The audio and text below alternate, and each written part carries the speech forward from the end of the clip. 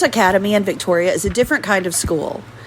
We use the individually designed educational achievement plan to build a program for your child based on their needs, strengths, and struggles.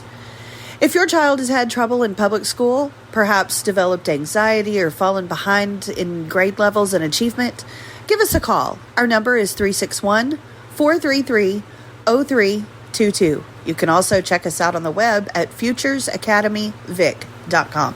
I look forward to hearing from you.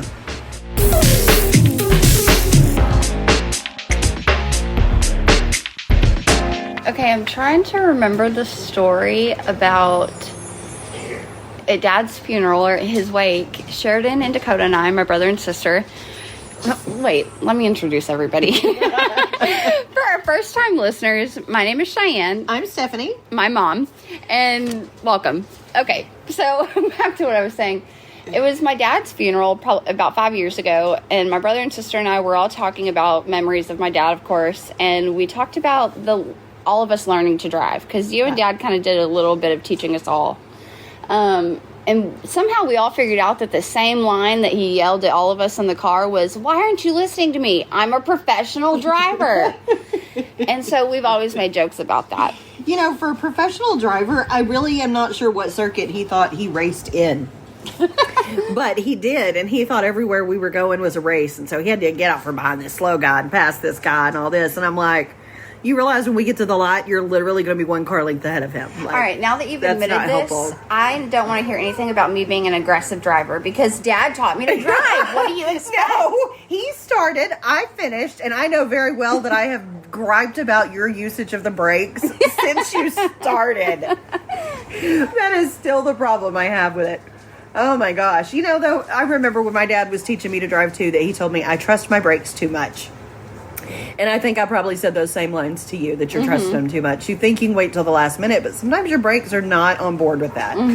And I remember my dad telling me that. I don't remember a whole lot. He was so much calmer in teaching me to drive than Mom was. I think Mom would just get nervous, and I was a nervous passenger too. I did the same thing. You know how we believe putting your hand on the dash will clearly protect you in a car wreck if something were to happen. Yeah. But yeah, that, and then he would tell all of us he's a professional driver, because that's what he told me too. Would you not worry? I'm a professional driver. And I'm like, oh my God. And I mean, he really could drive pretty much anything but a plane. He really was. I mean, his resume included literally a few million hours in a truck, probably. It was a lot. And years on the road carrying very heavy things, oil field equipment and things like that. He wasn't an over-the-road driver or anything. Yeah. But yeah. He really did a lot. I remember his first car. This is a story I don't think you've ever heard. Okay. His first car was a 1978 Malibu SS. Okay, I did know that. Okay. And he bought it, and it was blue, and I didn't know what the heck a 1978 Malibu anything was. That was an old car. And what year is this? This is like 91? 91, yeah. Okay, yeah. Let's see. Yeah, about 90. He would have turned 16 in early 90s. So, yeah. Okay, yeah. And he got the car maybe even before he had his license, but because he lived in town, you know, Mom would let him drive sometimes. And he came up to the baseball game or baseball practice where my brother was playing in Van. We were at the Van game. This is all the way down at the end of Pennsylvania. Yes, yes, where it still is today, I guess. I don't even know. I haven't been there in so long. I joined a face group the other day where they said, you know, like, to make sure you're not a robot. What was one thing Van has a lot of? And I was like, no idea. I haven't lived there in years. School campuses, because there's like 5 of them now. Yeah. Anyway. But, and I don't know how I knew, because in my mind, he may have texted me, but of course that didn't happen. But anyway, I had to have just been looking. He told me that he was going to come up there, and he did. And when I walked out there, I'm like, okay, that must be the car. Only blue car I've seen pull up. And I walked out to the parking lot, which was just a grass field, and he's just leaning back against it looking all cool. He had this Patrick Swayze haircut, and he just, you know, James Dean leaning back on the car, and I was like, that's it? Wow, it's what color are you going to paint it again? Well, it was a 12-year-old car at the time, so think about now a 12-year-old car. So, well, yeah, that's true. Is that all it was? Oh, my gosh, it seemed so much older. It was 1990, so yeah. Oh my goodness! It had been custom. There weren't a ton of these that came off the lot that had bucket seats from the factory. And the gear shift, I think, on the floor. Yeah, it was on the floor. But he painted it a Cadillac blue color, and it was really nice, and the interior matched. And he did do it up nice. The next one that he got after he wrecked that one, this is before he was a professional driver. He bought one that was a 69 a year later, and it wasn't the same. It was white and had a maroon interior and recognizable. Everybody knew what he drove. Yeah. Drove. But, yeah, that was his first car, and he was so proud of it. I got my mom's first car. I mean, my first car had been my mom's car. My mom bought a car and gave me hers. It was an 86 Oldsmobile. It was a cute little car. Let's see. Cutlass Sierra SL. I don't know why you remember all that. I guess because for years I ride on the passenger side. I'm seeing it on the wall and all that kind of stuff. Yeah, that's probably true. Does everybody remember what their first car was? Oh, yeah. I always say my car was a 2004 Volkswagen Bug Turbo SS. Yeah. 6-speed. Yeah. Yeah. Word of caution, if you happen to own one of those and this cord keeps burning out on the battery, you're just going to have to order it from Volkswagen, just letting you know. Man, we went through a lot of those. That thing was a pain in the butt. Oh, yeah. My friends and I love to... and this is... the other day we talked about rite of passage, and your first car it's got to be a beater, which your car was only 4 years old when you got it. I know, and it didn't seem old, but, I mean, I had quite a few friends that got a new car. Yeah. The 5.0 Mustang was really big at the time and cheap. People could afford it. It was a nice enough car. Pontiac Grand Am was out then. And so, yeah, this is 89, 90, 91. And so I had a lot of friends getting a new car. And I really, even though that Cutlass Sierra SL was kind of sporty, it only had 2 doors, it kind of had a little bit of system in it from the factory for what it was back then. And it was silver and it was nice. It was a pretty car and it had been my mom's. So, it was high quality. Well, to ask how long I drove it's kind of weird because my dad was very clear on the fact that was not my car.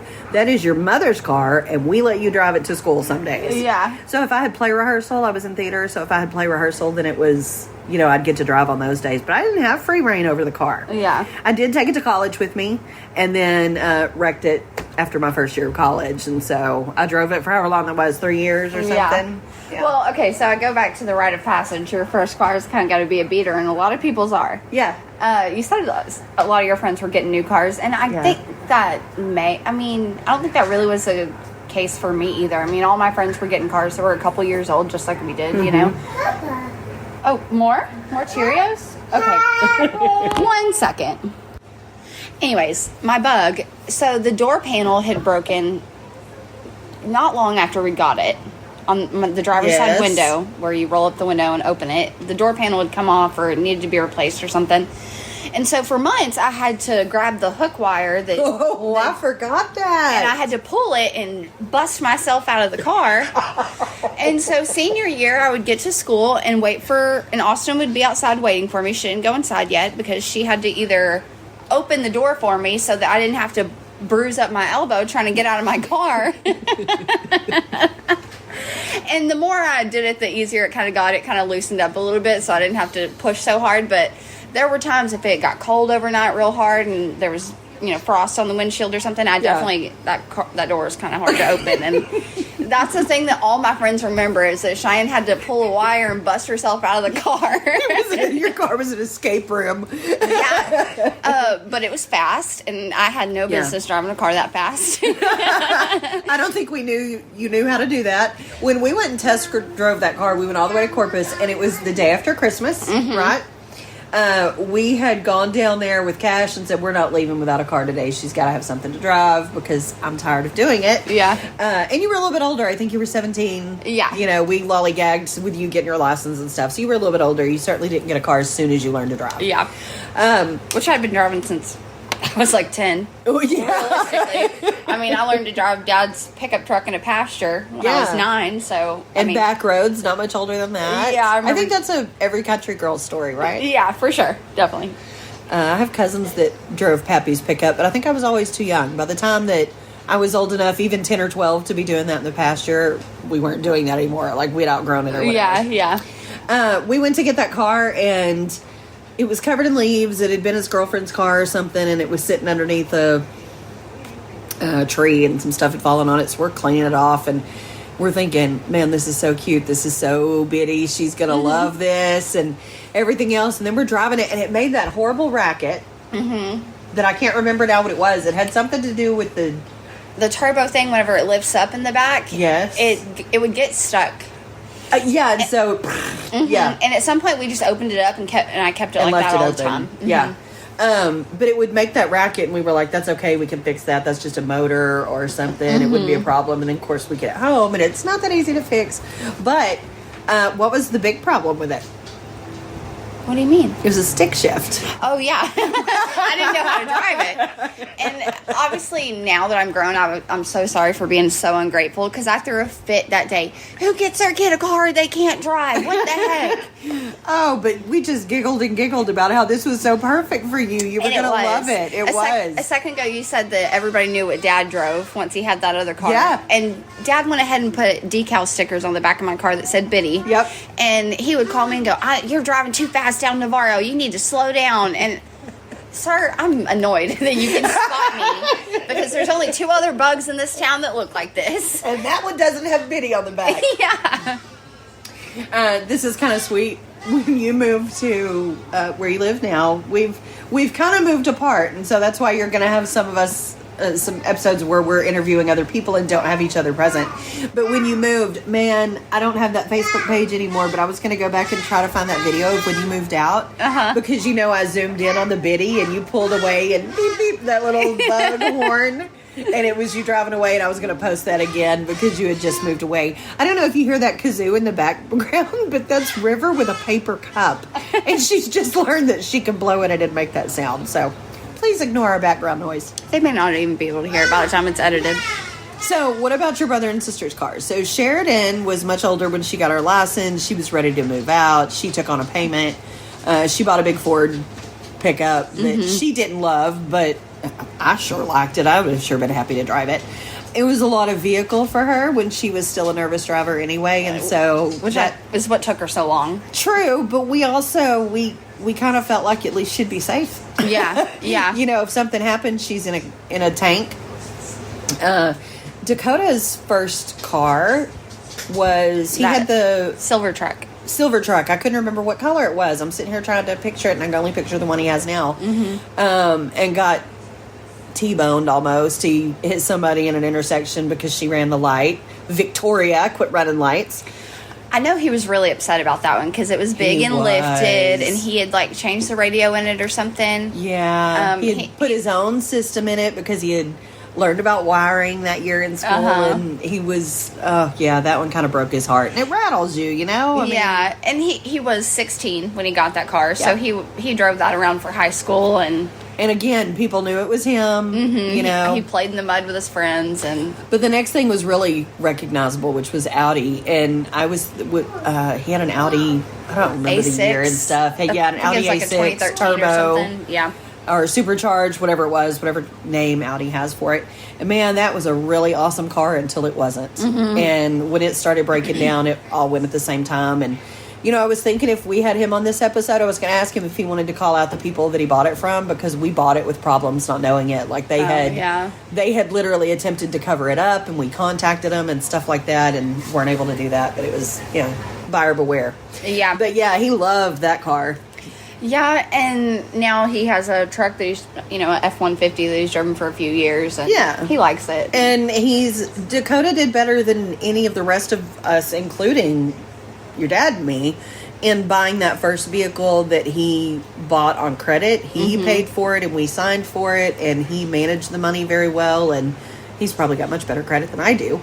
It's probably paid off by now, or close to it. Oh, it should be. It ought to be really close if it's not. So it'll be nice to not have that payment. And he's 24, something like that. And he's taking great care of it, so, something like that. I don't know how old my kid is. Yeah.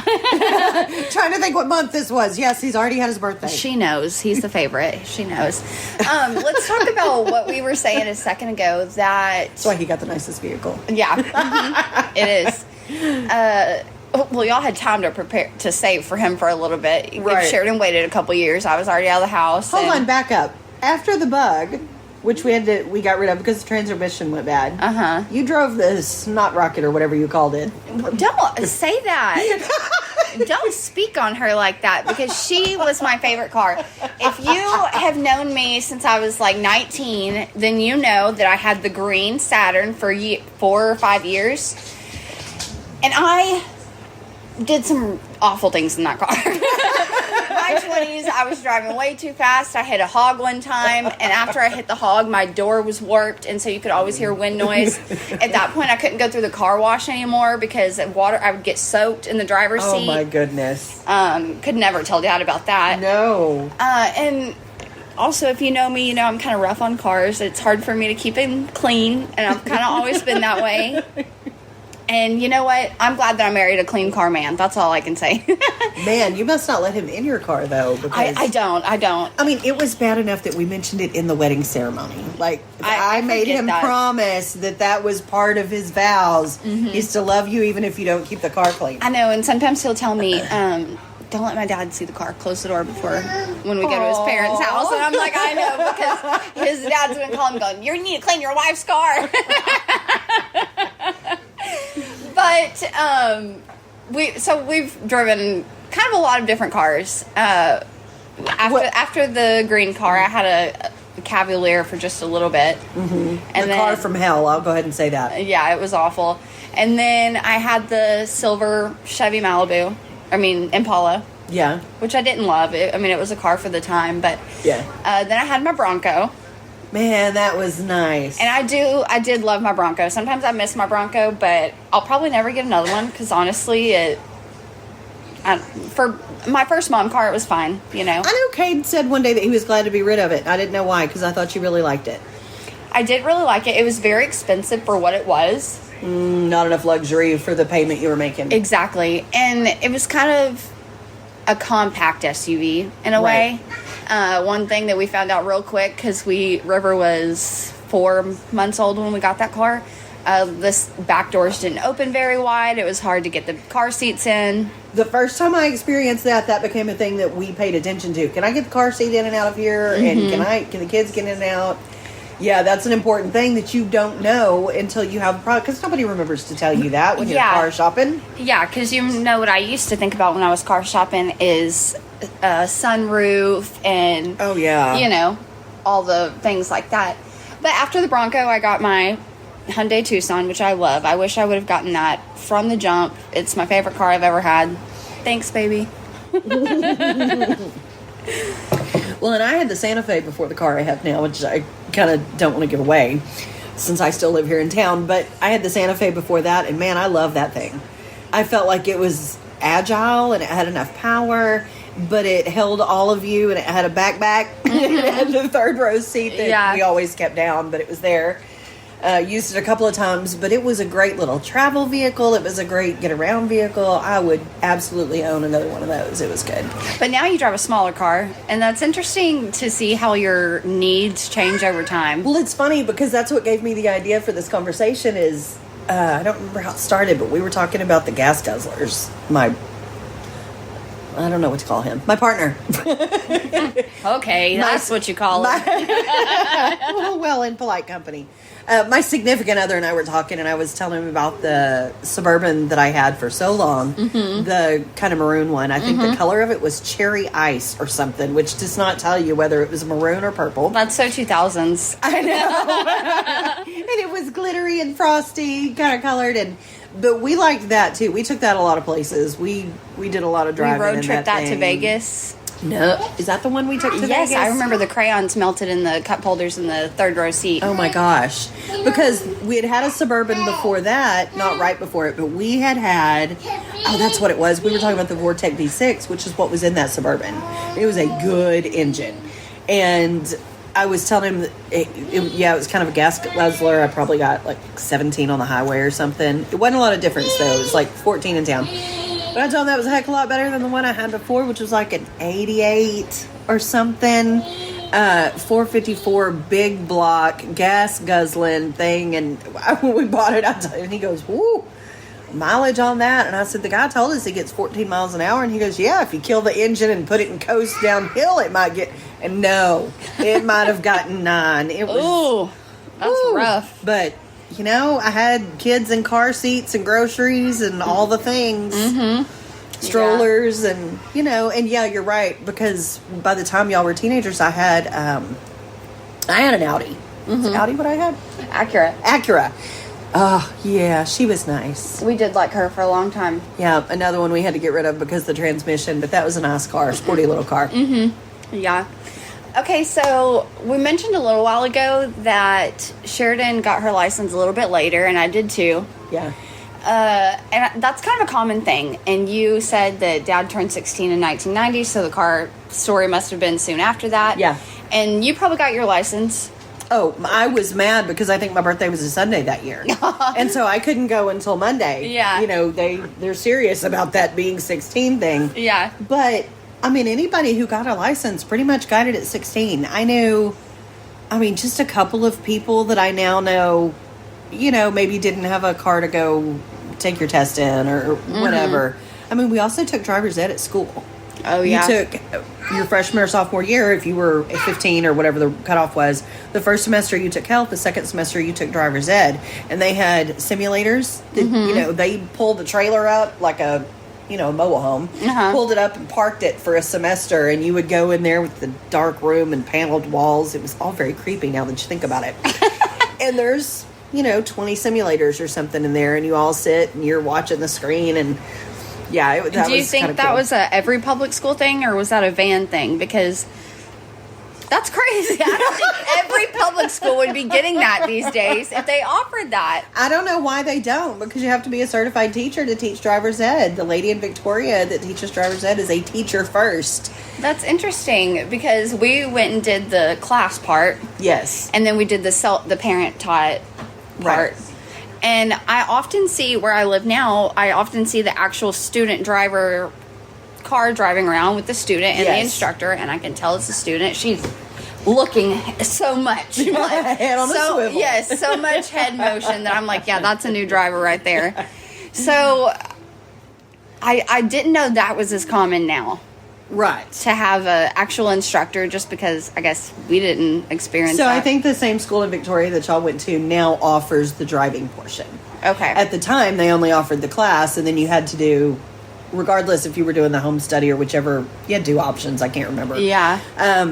But I guess maybe there were other places that would do the driving part, but there was nobody in town. I think there was, but it was kind of like a 2 Saturdays thing, like where you would do like defensive driving or something. Right. Something like that. And maybe they did for, you know, older people who were taking defensive driving. Yeah. But yes, and they had that at the time too, because I turned 16 in the summer, Dad turned 16 in the spring, and so he would have ideally taken driver's ed in the fall, but since you couldn't, he took it in town. So he actually went somewhere in Tyler and took driver's ed there. Wow, so that was Grandma a thing didn't too. Teach him to drive? No, and you know, she would have been the one that did all of his in-car driving, all of his in-car teaching. However, I don't remember having to have specific hours. That there was I don't think there was an amount of time or evening hours or whatever, whereas today there's a certain number of hours that you have to drive. I think it was when you feel comfortable enough to go take your test, go take your test. You mentioned not having a car, and there's a podcast that I listened to where the girl was saying that's the thing too, is she lives in New York, and so she's like, I've lived in New York for a long time, I don't really need a license, whatever, but now I actually need to rent a car and I need a license to do that, and so I'm having to go take the test somewhere, and I've got to find a friend that has a car, and that's kind of a common thing in a lot of places in the country. Yeah. Just that people just well, in don't drive. cities for sure, but New York is kind of known for that, of people who go their whole lives and never drive a car, which is unfathomable to me, because like you were talking about, you know, Dad letting you drive or riding in the pasture or whatever. I remember, and this was probably not illegal at the time, you deserve to get pulled over if you're doing this today, sitting in my dad's lap, and he would put the truck in coast and just let me steer, you know? Yeah. And we're on like a farm road. Yeah. So it's not back in a pasture. Of course, Dad was in control. I was never at any point driving. But, Yeah. you know, I remember it's part of me. It's like cooking. It's just always been in my life. Yeah, and I'm not kidding. I was probably 11 or 12 driving back roads from Van to Ben Wheeler, and that was not allowed. And honestly, so what did that mean? What did that make you feel at that age? Did you feel important? Were you scared? What did you think? It probably did feel special to me because, first of all, if I was 11, we lived in the house in Van, so I was 11. Sheridan was 9 and Dakota was 7. So I was really I was a big kid. Definitely, you know. And Dad had that red single cab truck. Yes. At that time. A little hot rod. And I loved that truck. Yeah. I loved it. It had the red fabric interior. Yep. Loved that truck. Honestly, now, next time I go up there, I'm going to try to go that road. To see if I can. Yeah, see if I can remember. I always think that's cool too when I go someplace that I used to live, to be able to drive down that same road. But I was somewhere recently that I was like, none of this is familiar. I don't feel like I've ever seen any of this before, ever, because it changes so much after you've been gone. Where I don't remember where. Because I vaguely remember you saying that. It had to have been on our way to East Texas a few weeks ago. Maybe. I don't remember. And then you find things like in your neighborhood, somebody's got zebras. Like, time changes things. But I was asking you, what did it mean and how did you feel to be able to do that? And you felt really important. How did you feel about not getting your license at 16 when at least some of your friends were and had cars? And I think at that time, I really was not ready for that freedom just because of where I was emotionally in life and things I was going through. So I was very ready to get my license when I finally did. I never thought about that, I never thought about being emotionally ready or in a good place or things like that. Well, I wouldn't say that's really a blanket statement. I think that's really just personal for me, you know? And maybe that's really what the case was for Sheridan, too, is that she just kind of wasn't ready for that kind of responsibility, freedom. I'm so sorry if y'all hear River. She's a chatterbox these days. Mama! Oh, my goodness. She found a giraffe. Oh, cool. Why don't we take a break there for an ad? All right. Mama!